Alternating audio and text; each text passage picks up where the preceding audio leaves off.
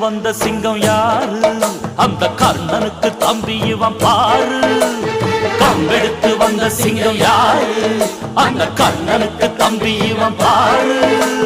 சின்னவர ஜெயிச்சவங்க யாரு? எட்டு சீமையில ஆளு கிடையாது.